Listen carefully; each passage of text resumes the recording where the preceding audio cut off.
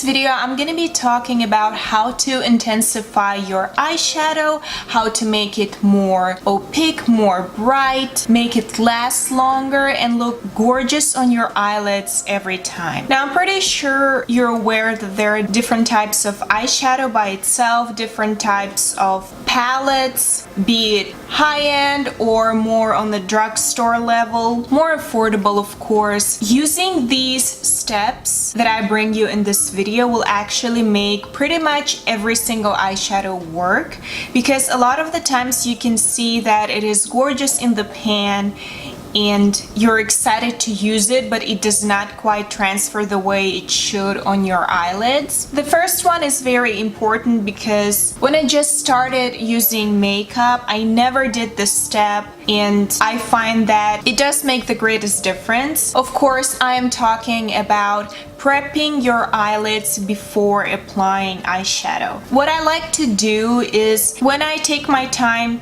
to highlight my under eye area, I bring just a little bit of the same concealer that I use for my under eye. I bring it on my eyelid and I set it with a beauty blender. That way you will achieve a very even, smooth surface that will actually cancel out any discoloration if you have prominent veins on your eyelids, providing that beautiful base for the eyeshadow look you're going for. It is very important to set the concealer to prevent it from creasing and to make any eyeshadow blend easily, evenly, and not just sit on one spot as you apply it, because the concealer itself is naturally wet. If you're applying eyeshadow on a wet surface, it's just gonna stay there and not blend out evenly. And again, I am setting the concealer with the same setting powder that I use for my under eye area. That way I'm helping the product to stay on the place where I applied it and to push it in my skin even further and make it budge proof and last a long time. As an example, I'm bringing you the eyeshadow palette from Mercier. This is their Hidden Gems eyeshadow palette. I'm a huge fan of it. It has a lot of beautiful shades. In this video, mostly I'm bringing you the example of metallic finishes just because I love how it looks.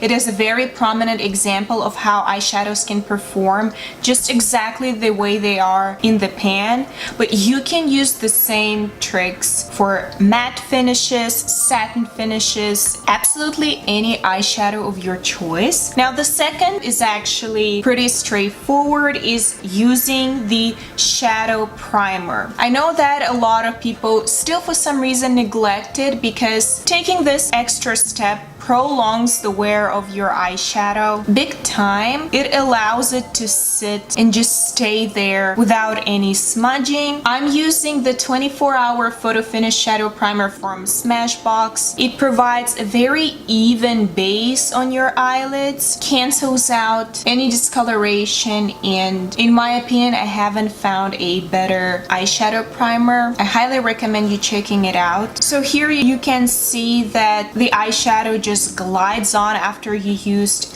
eyeshadow primer. Please take your time to set it. I use my finger in patting motions as I apply it, and just make sure it's not that tacky. Again, take your time to set it and then apply your eyeshadow. It's gonna work beautifully. And the final step, I love this one because it works for eyeshadow, it works for loose glitter. Even if you want to apply your highlighter, it's gonna work beautifully.